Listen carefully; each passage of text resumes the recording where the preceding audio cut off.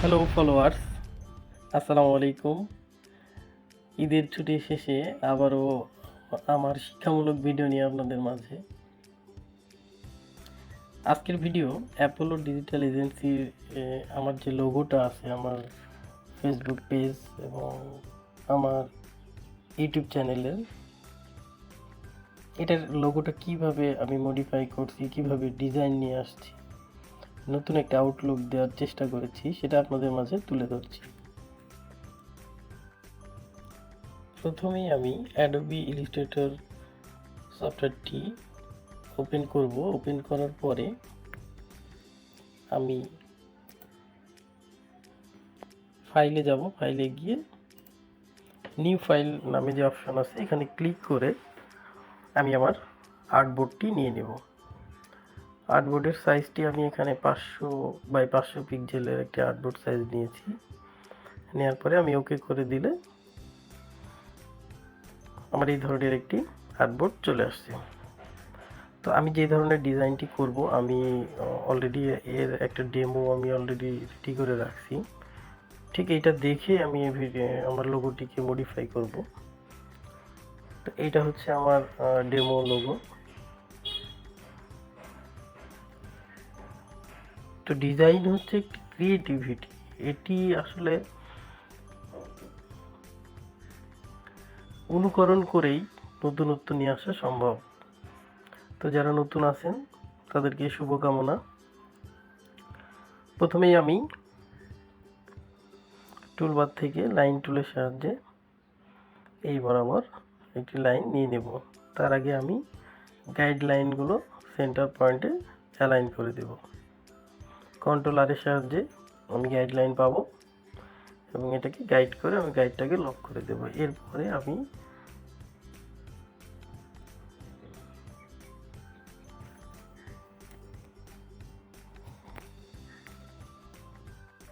Line টুলের সাহায্যে এই বরাবরে আমি গাইডলাইনের এই পজিশনে আমি লাইন টুলটাকে টেনে বসিয়ে দেব। তো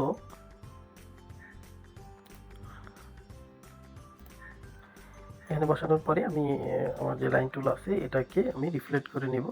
প্রথমে লাইন টুলের উপরে সিলেকশন টুল দ্বারা সিলেক্ট করে মাউসের লেফট বাটনে ক্লিক করে এখানে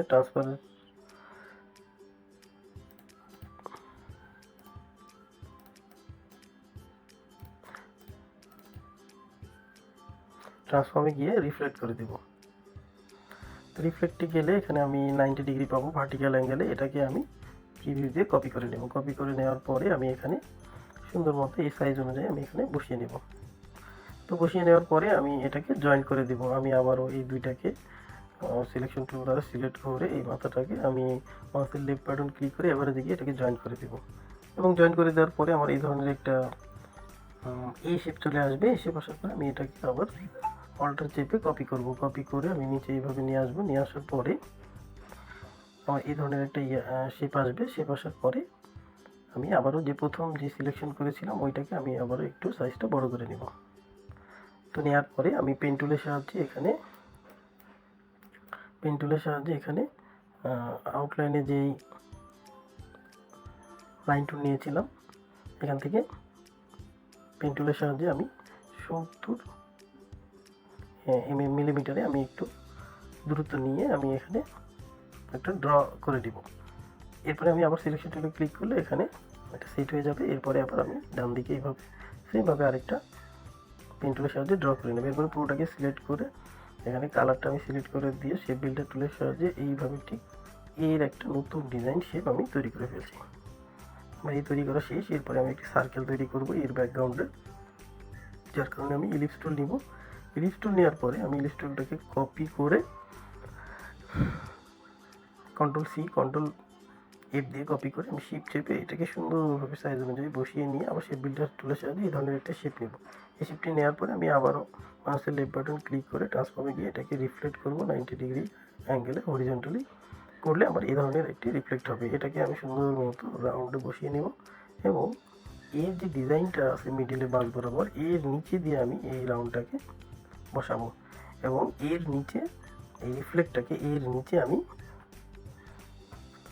মাউসের পেছনে যে আমি রাউন্ডটা তৈরি করেছি এর উপরের দিকে, এটাকে একটা ক্লিক করে সিলেকশন টুল দ্বারা আমি মাউসের লেফট বাটন ক্লিক করে অ্যারেঞ্জ টু সেন্টার ব্যাক করে দেবো। তাহলে আমার এই ধরনের একটা লুক আসবে। আসার পরে আমি কন্ট্রোল সি কন্ট্রোল বি দিয়ে এটাকে কপি পেস্ট করে এটার একটা অপোজিট কালার দিয়ে আমি সুন্দর মতো তার মাথাটা এভাবে বসিয়ে দেবো। দেওয়ার পরে সেম আমি যেটা রিফ্লেক্ট করেছিলাম আমি সেটাকেও কন্ট্রোল সি কন্ট্রোল বি দিয়ে পেস্ট করে রিফ্লেক্ট করা ইয়েটাকে আমি ঠিক অপোজিট কালার দিয়ে এটার মাথাটাকে সিলেক্ট করতে হবে। সিলেক্ট করে আমি ঠিক এইভাবে ডিরেক্ট সিলেকশন টুল দ্বারা প্রত্যেকটার মাথাগুলো মিলিয়ে নেব। নেওয়ার পরে আমি লক করে দেবো। আমার ডিজাইনটি এইভাবে কমপ্লিট হয়ে গেছে। আমি কালারটা বসিয়ে নিয়েছি। আমি দুইটা কালার ব্যবহার করছি, একটা হচ্ছে ডিপ ব্লু আর একটা হচ্ছে লাইট ব্লু। তো আমার লোগোর জন্য এই দুইটা কালারই পারফেক্ট। তো এরপরে আমি এর একটা শ্যাডো তৈরি করেছি। এটাকে সিলেক্ট করে কন্ট্রোল সি কন্ট্রোল বি দিয়ে আমি ব্যাকগ্রাউন্ডে পেস্ট করেছি। করার পরে আমি এটা ব্ল্যাক কালার দিয়েছি এবং ট্রান্সপারেন্সি যে একটা অপাসিটি আছে এটাকে আমি 40-এ নিয়ে আসলে আমার ঠিক এই ধরনের একটা শ্যাডো তৈরি হয়েছে। এটা অ্যাডজাস্ট করে বসিয়ে নেবেন আপনারা আপনাদের মতো করে। নেওয়ার পরে আমার এই ধরনের একটা ডিজাইন আসছে। আসার পরে আমি আমার যে প্রতিষ্ঠানের নাম এটা আমি ঠিক পার্ট টুলের উপরে এইভাবে ডিজাইন করে এখানে বাম সাইডে যে টুলবার আছে এখানে টুলবারে ক্লিক করলে টাইপ টু পাথ, এখানে টাইপ টু পাথে নিয়েছি। এখানে ক্লিক করলে ঠিক এই ধরনের শেপ আসবে। এখানে আমি লিখে দিই। আমি একটু গ্রেডিয়েন্ট ইউজ করছি। গ্রেডিয়েন্ট ইউজ করার আগে আমাকে এটাকে অবজেক্টে গিয়ে এক্সপান্ড করতে হয়েছে। এই লেখাটাকে আমি ঠিক এইভাবে গ্রেডিয়েন্ট কালারটা বসিয়ে দিয়েছি। লাইট ব্লু এবং ডিপ ব্লুর সাহায্যে আমি এটা গ্রেডিয়েন্ট কালার তৈরি করছি এবং করার পরে এটাকে গ্রুপ করে কন্ট্রোল সি কন্ট্রোল বি দিয়ে আমি ব্যাকগ্রাউন্ড কালারটা হোয়াইট করে দিয়েছি যাতে আমার একটা শ্যাডো তৈরি হয়। তো এই লোগোর প্রত্যেকটি বিশেষত্ব হচ্ছে প্রত্যেকটি যেন চোখে লাগার মতো পয়েন্ট থাকে, যার কারণে আমি প্রত্যেকটা ব্যাকগ্রাউন্ডে শ্যাডো করছি। ডিজাইন আসলে যত সময় দেওয়া যাবে ততই ভালো। নিজের কাছে ভালো লাগলে আশা করি সবার কাছেই ভালো লাগবে। আমি চেষ্টা করেছি এইভাবে সুন্দর করে লোগোটি তৈরি করার জন্য। তার নিচে আমি স্লোগানটি বসিয়ে দিয়েছি এবং এটাকে আমি একটা বেস তৈরি করেছি যাতে এই পাশে যেমন ছিল হচ্ছে ঠিক অপোজিটে রিফ্লেক্ট ছিল। তো আমি এই যেহেতু আমার এই লোগোটাতে শ্যাডো তৈরি হয়েছে যার কারণে আমি এর নিচে একদম বটমে আমি একটি প্ল্যাটফর্ম তৈরি করেছি ঠিক এইভাবে রাউন্ড করে ইলিপস টুলের সাহায্যে। প্রথমে এরকম একটা কালার দিয়েছি অফ হোয়াইট, তারপরে এটা অপাসিটিটা কমিয়ে আমি ওটা কন্ট্রোল সি কন্ট্রোল বি দিয়ে আমি একটু নিচের দিকে নিয়ে যাই, ওটার অপাসিটিটা একদম সামান্য রেখে ঠিক এইরকম একটা আউটলুক নিয়ে আসছি। তো ধন্যবাদ, আমার লোগোটি তৈরি হয়ে গেছে। তো ভিডিওটি কেমন লাগলো অবশ্যই লাইক কমেন্ট শেয়ার করে জানাবেন। মানুষ মাত্রই ভুল হতে পারে, ভুল হলে পরবর্তীতে আমি আপনারা কমেন্ট করবেন। আপনার কমেন্টের ভিত্তিতে আমি পরবর্তীতে এগুলো সংশোধন করে আরও সুন্দর সুন্দর ভিডিও আপনাদের জন্য নিয়ে আসবো। তো লাইক কমেন্ট শেয়ার করে আমার সাথেই থাকুন। ধন্যবাদ।